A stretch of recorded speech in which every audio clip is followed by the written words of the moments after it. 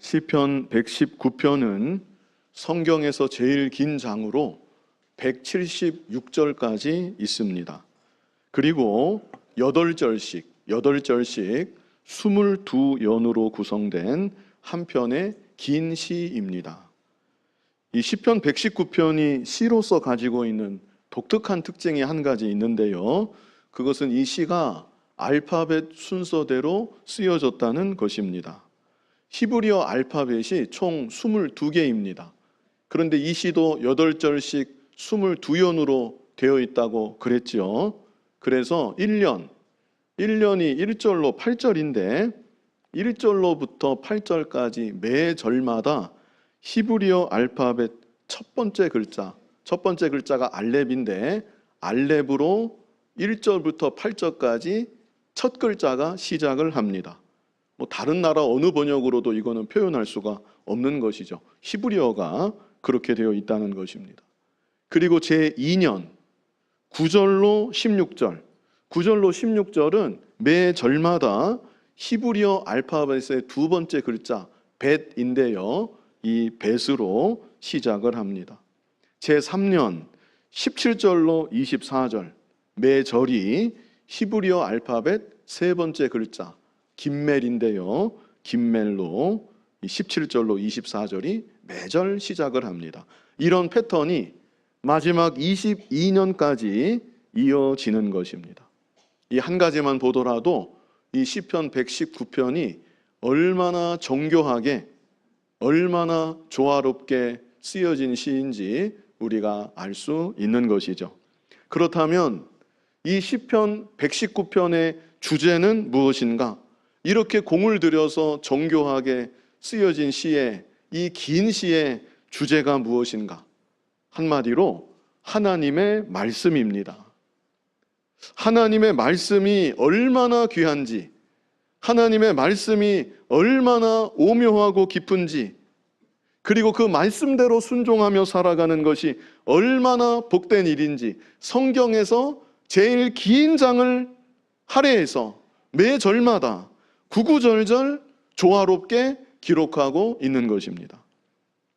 그래서 이 시편 119편을 말씀장이라고도 합니다. 말씀장 혹은 말씀의 시라고도 부릅니다. 오늘 이 시간은 함께 5번째 연 33절로 40절을 보려고 하는데요. 제목은 내가 끝까지 전심으로 지키리이다 입니다. 내가 끝까지 전심으로 지키리이다.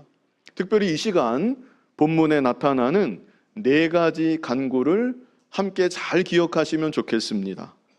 그래서 이 4가지 간구가 저와 여러분의 간구가 되어서 일생 살아가는 동안 하나님의 말씀을 참으로 더욱 귀하게 여기고 하나님 말씀 따라 순종하며 살아갈 수 있는 그런 귀한 은혜가 저와 여러분에게 함께하기를 바랍니다. 자, 먼저 첫 번째 간구. 이 첫 번째 간구는요, 내게 가르치소서입니다. 자, 한번 따라해 주시면 좋겠습니다. 내게 가르치소서. 자, 본문 33절인데요. 우리 같이 한번 읽어보겠습니다. 여호와여 주의 율례들의 도를 내게 가르치소서. 내가 끝까지 지키리이다. 아멘. 여기서 주목해서 보실 것이 여호와여 주의 율례들의 도를 내게 가르치소서, 가르쳐 달라고 간구했다는 것입니다. 내게 가르치소서 하는 것은 나는 아직 모릅니다. 나는 아직 말씀을 잘 모릅니다. 이것을 기본 전제로 하고 있는 것이죠. 그렇다면 이 시를 쓴 사람이 누구일까? 정확하게 누가 썼는지는 알려지지 않고 있습니다. 그런데 학자들은 보통 다윗이 쓴 시이다. 시편 119편의 여러 정황들이 다윗의 경험과 너무나 비슷하기 때문에 아마도 다윗이 썼을 것이다. 이렇게 많이 예상을 하는 것입니다. 또 다른 학자들은 에스라가 썼을 것이다. 에스라가 어떤 사람이었는가 하면 제사장이었고요. 그리고 에스라는 율법의 대학자였습니다. 구약을 통틀어서 손에 꼽을 만한 학자 중의 학자가 에스라였습니다. 그렇기 때문에 말씀의 시라고 하는 이 시, 말씀장이라고 하는 이 장 누가 썼겠는가? 에스라 말고 누가 또 이런 시를 쓸 수 있었겠는가 해서 에스라가 썼을 것이다, 이렇게 생각하는 학자들도 있는 것이죠. 두 사람 중에 누가 되었든지 이들이 말씀을 모르는 사람들이 결코 아닌 것이죠. 다른 어느 누구보다도 말씀을 많이 배운 사람들이고 말씀을 누구보다도 많이 알았던 그런 사람들입니다. 그런데 그럼에도 하나님 앞에서 지극히 겸손한 마음으로 저는 여전히 모릅니다. 하나님, 저에게 말씀을 가르쳐 주시옵소서, 이렇게 간구하였던 것입니다. 오늘날 저와 여러분에게도 이와 같은 간구가 반드시 있어야만 되는 것입니다. 하나님, 저는 아직 모릅니다. 저에게도 하나님 말씀을 가르쳐 주시옵소서.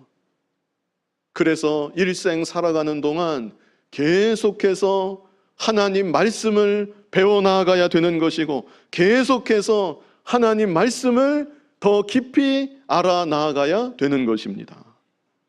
그런데 우리들은 어느 정도 믿음 생활을 하면 내가 말씀을 웬만큼은 안다고 그렇게 생각하는 경향이 있습니다.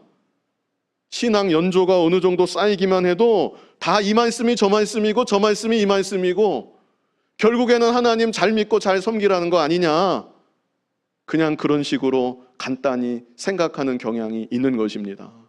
그래서 말씀을 어느 이상 더 깊이 공부하려고 하지 않고 더 깊이 알아가려고 하지 않는 것입니다. 예수님 당시 예수님께서 떡 5개 물고기 2마리로 5,000명을 먹이신 일이 있었지요. 그리고 그 직후에 수많은 사람들이 예수님을 따라갔습니다. 그런데 예수님이 그들을 앉혀놓고 말씀을 가르치시니까 그들이 뭐라고 했는 줄 아십니까? 요한복음 6장에 있는데요, 이 말씀은 어렵구나, 이 말씀은 너무 어렵구나, 누가 들을 수 있겠느냐, 그러면서 많은 이들이 예수님을 떠나갔습니다. 오늘날은 어떻겠습니까? 오늘날은 어떨까요? 예수님이 직접 말씀을 가르치셨어도 많은 무리들이 듣기 싫어하고 어렵다고 하면서 예수님을 떠나갔는데 오늘날은 어떻겠습니까? 오늘날도 말씀을 정말로 좋아하고 말씀을 좀 더 배우려고 하고 말씀을 좀 더 깊이 알아가고자 하는 그런 사람들은 그렇게 많은 것 같지는 않습니다. 그래서 교회 안에 많은 이단들이 생겨나는 것이고 그 많은 이단들을 또 따라가는 수많은 추종자들이 교회 안에 생기는 것이죠. 이단까지는 아니라도 말씀보다 좋아하는 것들이 너무나 많기 때문에 그래서 여러 다양한 모습들이 교회 안에 생겨나지는 않는가, 그런 생각이 한편으로 들기도 합니다. 그러나 우리들은 말씀을 사모해야 되는 것입니다. 그리고 말씀을 지금보다 더 사모하기를 간절히 바라고 구해야 되는 것입니다. 말씀을 점점 더 배워나가야 하는 것이고 말씀을 점점 더 알아나가야 하는 것이고 그 일을 간절히 소원하며 그 일을 위해 하나님께 기도해야 되는 것입니다. 내게 가르치소서. 자, 33절 후반절에는요, 그리고 어떤 말씀이 있습니까? 내게 가르치소서. 그 다음에 내가 끝까지 지키리이다. 말씀을 배우는 동기가 여기에 있습니다. 말씀을 왜 더 배우고자 하는 것인가? 말씀을 왜 더 알고자 하는 것인가? 내 소양을 위해서, 내 지식을 위해서, 내 자랑을 위해서 아닙니다. 하나님의 뜻을 깨달아서 그 뜻대로 순종하기 위해서. 말씀을 배우고 말씀을 알아가는 동기는 순종에 있는 것입니다. 하나님, 제가 하나님 뜻대로 살아가기를 원합니다. 하나님, 저에게 말씀을 가르쳐 주시옵소서. 하나님, 제가 아직도 모르는 것이 어떤 것이 있습니까? 하나님, 제가 아직 잘못 깨닫고 있는 것이 또 어떤 것이 있습니까? 저에게 가르쳐 주시옵소서. 제가 끝까지 순종하기 원합니다. 무엇보다 이 시대는 진리를 바르게 분별해야만 되는 시대입니다. 해석이 부족한 시대는 아닙니다. 말씀에 대한 정보가 부족한 시대는 아니라는 것입니다. 인터넷에 간단한 말로 검색만 해도 수많은 정보들이, 수많은 가르침들이 쏟아져 나옵니다. 이러한 때 우리에게 하나님, 저에게 가르쳐 주시옵소서. 제가 끝까지 지키겠습니다. 죽는 날까지 저는 하나님 뜻대로만 순종하며 살아가기 원합니다. 이런 간절한 중심과 하나님 앞에 간구하는 바가 있어야 되는 것입니다. 디모데후서 2장 15절 우리 같이 한번 읽어보겠습니다. 너는 진리의 말씀을 옳게 분별하며 부끄러울 것이 없는 일꾼으로 인정된 자로 자신을 하나님 앞에 드리기를 힘쓰라. 너는 진리의 말씀을 어떻게 해요? 옳게 분별하며. 사도 바울 당시 바울 외에도 많은 사역자들이 있었습니다. 그러나 그들이 모두 바른 진리를 가르치는 것은 아니었습니다. 그러므로 무엇이 진리인지, 무엇이 바른 말씀인지 옳게 분별해야 된다고 디모데에게, 그리고 오늘날 우리들에게까지 이렇게 말씀해주고 있는 것이죠. 디모데후서 3장 13절 우리 같이 읽어보겠습니다. 악한 사람들과 속이는 자들은 더욱 악하여져서 속이기도 하고 속기도 하나니. 특별히 마지막 때 거짓 선지자들이 많이 일어난다고 하였습니다. 그래서 미혹의 역사가 강하게 일어나는 것이죠. 여기 말씀한 것처럼 속이기도 하고 속기도 하는 그런 일들이 많이 있게 되는 것입니다. 이어지는 14절 우리 같이 한번 읽어보겠습니다. 그러나 너는 배우고 확신한 일에 거하라. 너는 네가 누구에게서 배운 것을 알며. 그러나 너는, 속이고 속는 이 세상이지만 그러나 너는 배우고 확신한 일에 거하라. 먼저는 배우기를 힘써야 되는 것입니다. 알아가기를 힘써야 됩니다.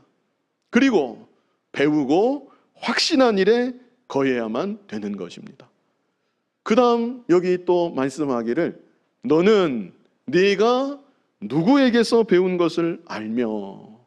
이 구절이 참 중요합니다. 너는 네가 누구에게서 배운 것을 알며. 진리는 새로운 것이 아니라는 것입니다. 디모데가 누구에게서 배웠습니까? 사도 바울에게 배웠습니다. 그리고 사도 바울은 예수님에게 직접 계시를 받았습니다. 오늘날도 예수님이 가르치셨고 그 가르침을 받아 사도들이 가르쳤던 바른 진리가, 바른 가르침이 있습니다. 온갖 비진리가, 온갖 세속주의가 난무하고 있는 이때 주님, 저에게 가르쳐 주시옵소서. 진리를 사모하며 간구하는 우리들이 되어야 하는 것이고요. 그래서 하나님 말씀을 점점 더 알아나가야 되는 것이고, 그뿐 아니라 무엇이 바른 진리인지 분별할 수 있는 저와 여러분이 되어야 하는 것입니다. 다음으로 두 번째 간구는 무엇인가? 깨닫게 하여 주소서입니다. 이것도 한번 따라해 주시면 좋겠습니다. 깨닫게 하여 주소서. 네, 다시 한번요. 깨닫게 하여 주소서. 첫 번째 간구는 무엇이었죠? 내게 가르치소서. 두 번째는 깨닫게 하여 주소서. 아는 것하고 깨닫는 것은 다릅니다. 머리로만이 아니라 마음으로 더욱 확실하게 알게 되는 것, 그것이 깨닫는 것이 아니겠는가? 저는 그렇게 생각을 합니다.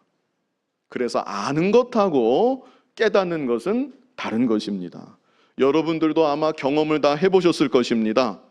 전에도 분명히 알고는 있었는데 어느 순간 마음에 확 와닿도록 그렇게 다시금 알게 되는 그런 경험들이 아마 있으셨을 것입니다. 새로운 지식이 아닙니다. 이미 알고 있었던 지식입니다. 그런데 어느 순간 마음으로 더 확실하게 알게 되고, 그렇구나, 정말 그렇구나 확신하게 되는 그런 일이 있는 것이죠. 34절의 간구가 바로 그런 것입니다. 앞에 33절에서는 그랬습니다. 내게 가르치소서 내가 끝까지 지키리이다. 그런데 여기 34절에서는 나로 하여금 깨닫게 하여 주소서, 내가 주의 법을 준행하여, 그 다음에 뭐라 그랬습니까? 전심으로 지키리이다. 나로 하여금 깨닫게만 해주시면 제가 전심으로 제 마음을 다해서 그 말씀을 따라 걸어가겠습니다. 이런 간구인 것이죠. 머리로만 아는 것은 마음을 다해 따르기가 쉽지 않습니다. 머리로는 그렇구나 하였지만 마음은 아직 온전히 움직이지 못하는 것이죠.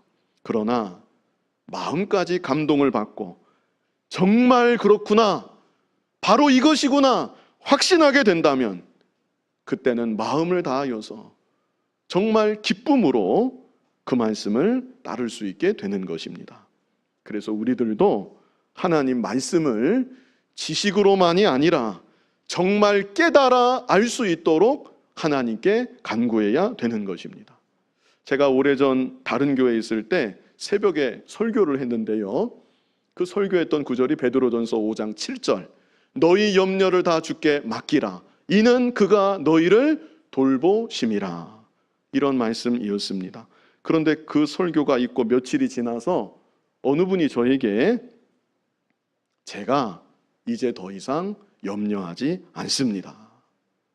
사실 무슨 다 설명드릴 수는 없고 무슨 문제 때문에 제가 늘 노심초사했었고 제 마음이 얼마나 짓누르듯이 무거웠었는데 그날 새벽 그 말씀을 제가 정말 깨달았습니다. 제가 그때 다른 특별한 말을 한 것이 아니었습니다. 베드로전서 5장 7절, 너희 염려를 다 주께 맡기라, 이는 그가 너희를 돌보심이라, 이렇게 읽어드리고, 그러니 여러분의 염려를 하나님께 맡기시면 됩니다. 하나님께서 여러분의 염려를 돌보아 주신다고 약속하여 주셨습니다. 이렇게 말씀드린 것뿐이었는데 그 순간 성령께서 말씀을 통해 역사하신 것이죠. 그래서 그분이 오랜 이 덜어보려고 해도 덜어지지 않았던 그 짓누르는 무거운 짐이 한순간에 덜어지는 그런 일이 일어났었던 것입니다. 말씀이 깨달아지는 것이 바로 이런 것입니다. 말씀이 마음으로 확실하게 믿어지는 것입니다. 정말 그렇구나, 바로 이것이구나. 제가 아는 어떤 목사님은 에레미야 33장 3절, 너는 내게 부르짖으라, 내가 너에게 응답하겠고 네가 모르는 크고 비밀한 일을 너에게 보이리라. 이 말씀이 청년 때 깨달아졌습니다. 그래서 마음이 얼마나 기쁘든지 앉아 있어도 그 말씀이 생각나고 서도 그 말씀이 생각나고 너무나 기쁘고 감격해서 혼자서 엉엉 그 말씀 생각하면서 울기도 하고 가슴이 벅차서 밖에 나가서 막 뛰어가기도 하고, 그 말씀의 여운이 도저히 가시지 않아서 졸업하고 신학교 가고 그리고 목회자가 되어서 지금도 목회하는 그런 어떤 목사님도 있습니다. 이게 바로 말씀이 깨달아지는 것입니다. 이렇게 말씀이 정말로 깨달아지는 은혜, 말씀을 읽거나 들을 때 이런 은혜가 여러분에게 더욱 풍성하시기를 바랍니다. 다음으로 세 번째 간구는 행하게 하소서입니다. 세 번째 간구는 뭐라고요? 행하게 하소서. 첫 번째 간구는 무엇이었습니까? 내게 가르치소서. 두 번째 간구는 깨닫게 하여 주소서. 세 번째는 행하게 하소서. 말씀을 잘 배웠습니다. 가르침을 받았습니다. 그리고 가르침만 받은 게 아니라 말씀이 깨달아지기까지 했습니다. 지식으로만이 아니라 마음으로 더욱 확실하게 말씀을 믿게 된 것입니다. 그러나 그럴지라도 그 말씀대로 실제 순종하며 살아가기 위해서는 단회적으로 몇 번이 아니라 그저 하루 이틀이 아니라 지속적으로 말씀을 따라 살아가기 위해서는 우리는 그 일을 위해서도 하나님께 간구해야 되는 것입니다. 우리 본문 35절 같이 한번 읽어보겠습니다. 나로 하여금 주의 계명들의 길로 행하게 하소서. 내가 이를 즐거워함이니이다. 자, 이 구절을 잘 보시면 내가 이를 즐거워하나이다 그랬습니다. 이게 무슨 뜻입니까? 주의 계명들을 지켜서 그 길로 행하는 거, 내가 그 일을 참으로 기뻐한다는 그런 의미입니다. 그런데도 자기 의지로는 말씀대로 순종하지 못하는 것입니다. 그것만입니까? 33절에는 뭐라고 했습니까? 끝까지 지키리이다. 34절에는 뭐라 그랬습니까? 전심으로 지키리이다. 강한 소원이 있고 강한 결단이 있습니다.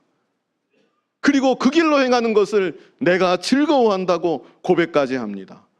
그러나 그럼에도 말씀을 어길 수 있는 것, 말씀의 길이 아닌 다른 길로 걸어갈 수 있는 것, 그것이 바로 너무나도 모순되고 너무나도 어리석은 우리들이라는 사실을 이 구절을 통해 우리가 다시금 알게 됩니다.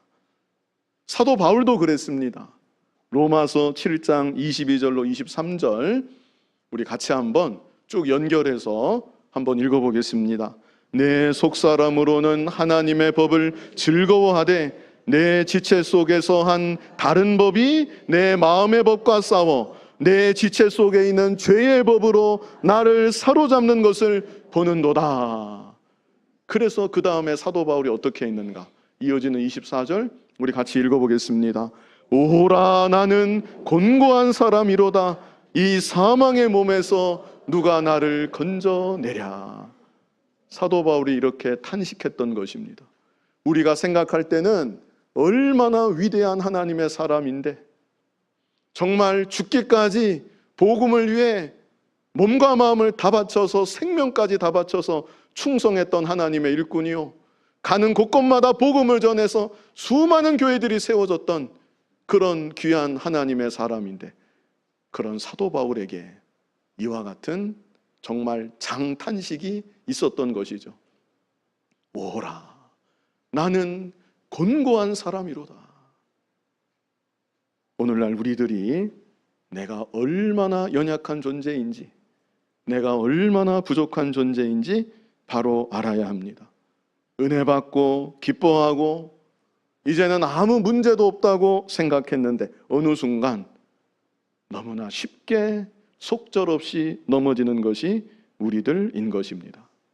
그러므로 방심하지 말고 날마다 깨어서 기도하며 하나님의 도우심을 간구해야 되는 것입니다. 하나님, 저를 주관하여 주시옵소서.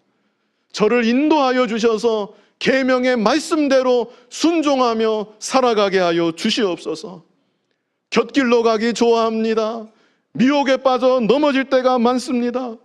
하나님, 저를 불쌍히 여겨주셔서 저를 견고히 붙잡아 주시고 하나님 저에게 가르쳐 주신 대로, 깨닫게 해주신 대로, 그 말씀대로 순종하며 이 세상을 살아가게 하여 주시옵소서.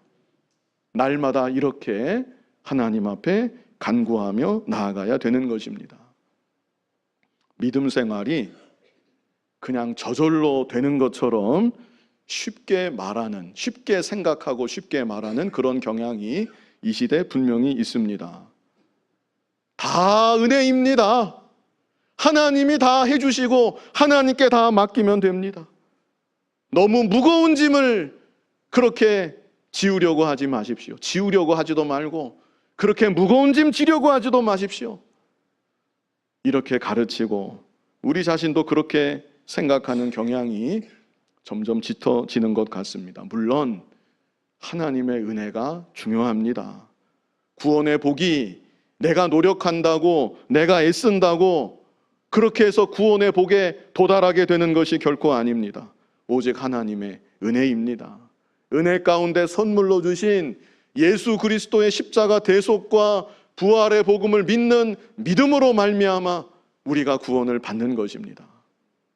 그러나 그렇게 구원받은 내가, 하나님의 자녀된 내가 실제 이 세상 가운데 믿음으로 살아 나아가는 것, 그것은 그냥 저절로 되는 것이 절대로 아닙니다.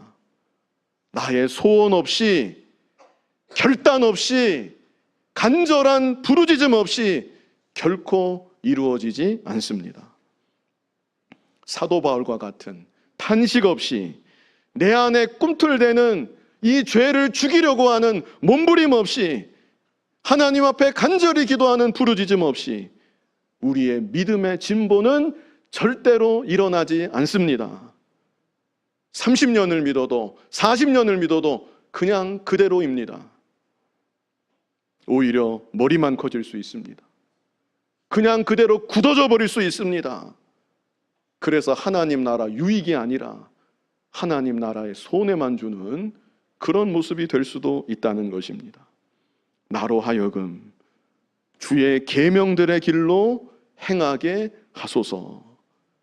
행하지 못하는 나의 모습을 바라보면서 하나님 앞에 탄식하고 회개하고 행할 수 있게 해달라고 날마다 간구하며 그렇게 믿음으로 이 세상을 살아가야 되는 것입니다. 이제 마지막 네 번째 간구인데요.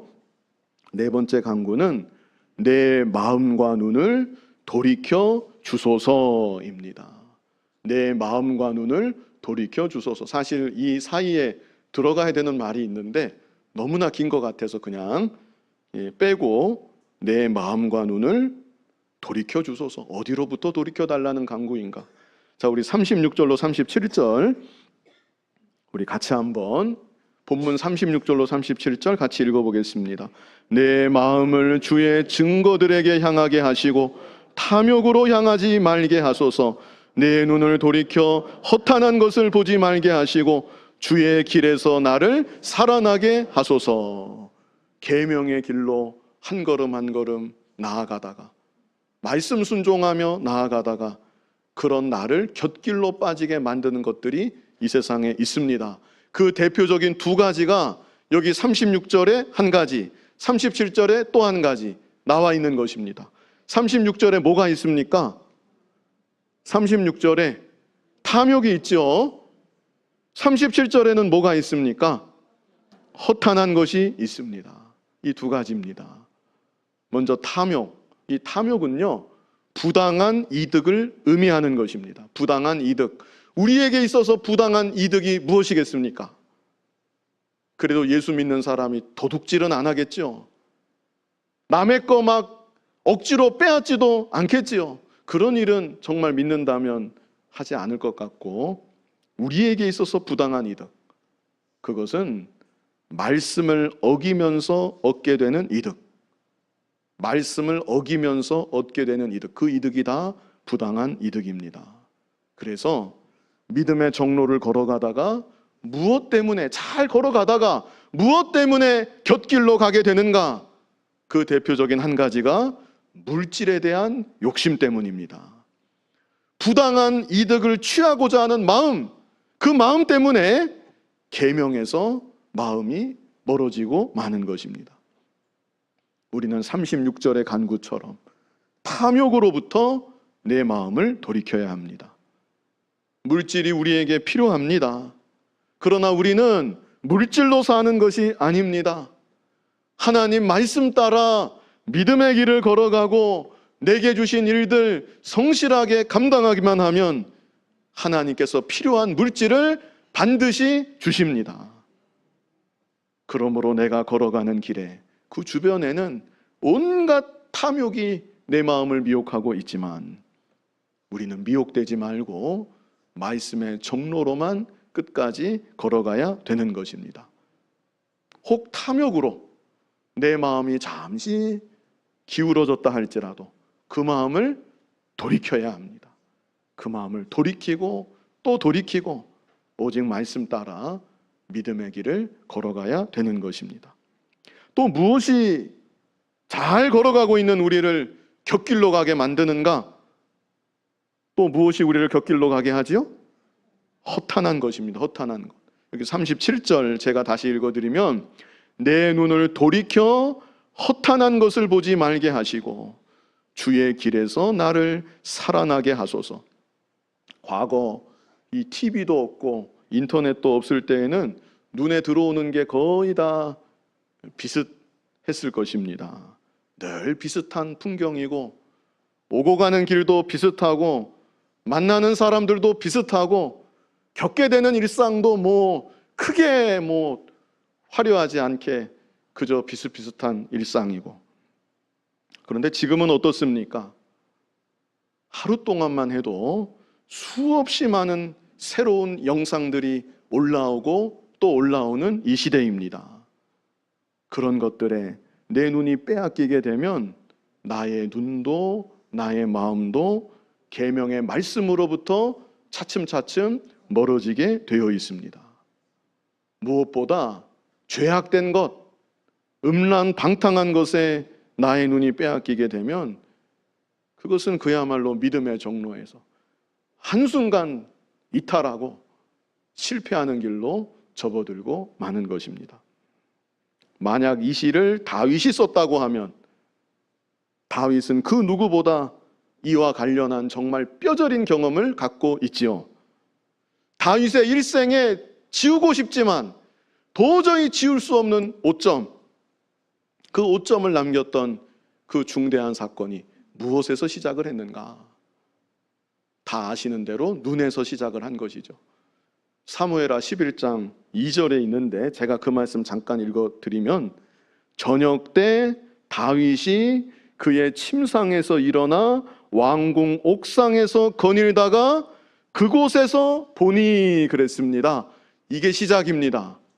그곳에서 보니, 이게 모든 이어지는 정말 비참하고 끔찍한 사건들의 발단이었던 것이죠. 다윗이 본 거, 혹 보았어도 다윗이 눈을 돌이켰어야 했습니다. 그러나 다윗은 돌이키지 못하고 계속 보다가 결국에는 더 큰 죄를 짓고 또 더 큰 죄를 짓고 죄가 꼬리에 꼬리를 물고 그로 인해서 다윗은 일생토록 말로 다 할 수 없는 고통을 경험하게 되었던 것이죠. 온갖 허탄한 것들로 가득한 이 세상입니다. 나의 눈을 지키고 혹 허탄한 것을 보았을지라도 눈을 돌이키고 다시금 바른 길로 걸어갈 수 있는 저와 여러분이 되어야 하는 것입니다. 그리고 적극적으로 우리가 생각할 것은 우리는 바라볼 대상을 바로 바라봐야 됩니다. 우리가 누구를 바라봐야 되죠? 예수 그리스도를 바라봐야 되는 것입니다. 히브리서 12장 2절에 뭐라고 했습니까? 믿음의 주요 또 온전하게 하시는 이인 예수를 바라보자. 그는 그 앞에 있는 기쁨을 위하여 십자가를 참으사 부끄러움을 개의치 아니하시더니 하나님 보좌 우편에 앉으셨느니라.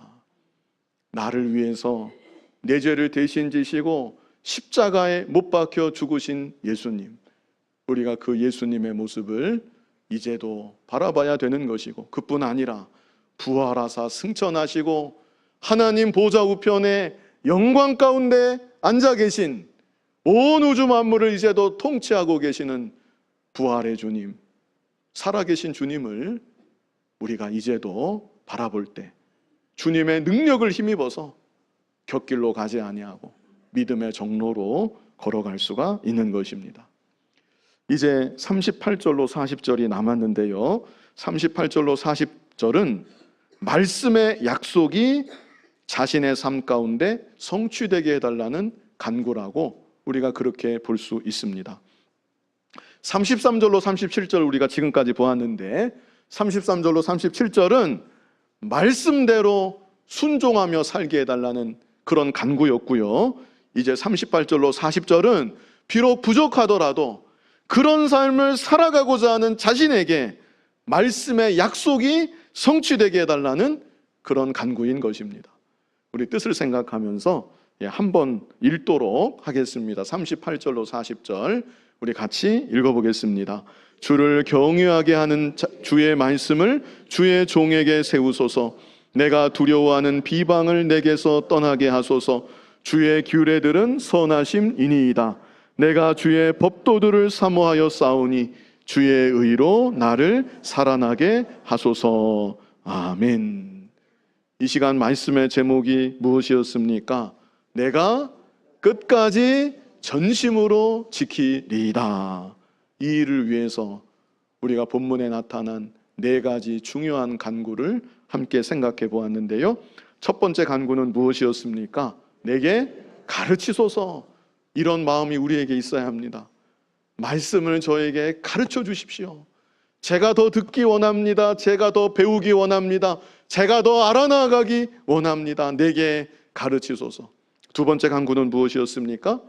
깨닫게 하여 주소서. 머리로만이 아니라 마음으로 확실하게 믿게 하여 주시옵소서. 확신 가운데 서게 하여 주시옵소서. 세 번째 간구는 무엇이었습니까? 행하게 하소서. 가르침받은 깨달은 그대로 행하게 하여 주시옵소서. 마지막 네 번째는 내 마음과 눈을 어디에서요? 탐욕과 허탄한 곳에서 돌이켜 주소서. 우리가 늘 이렇게 간구해야 되겠고요. 그래서 하나님 말씀을 끝까지 전심으로 지키며 복되게 살아가는 저와 여러분 될 수 있기를 간절히 바랍니다. 거룩하신 아버지 하나님, 하나님의 은혜로 구원하여 자녀 삼아 주시고 이 땅을 살아가는 동안 하나님의 말씀 따라 순종하며 살아가게 하여 주시니 감사합니다. 하나님의 말씀을 끝까지 전심으로 지키며 살아갈 수 있는 우리들 모두가 되게 하여 주시옵소서. 예수님 이름으로 기도하옵나이다. 아멘.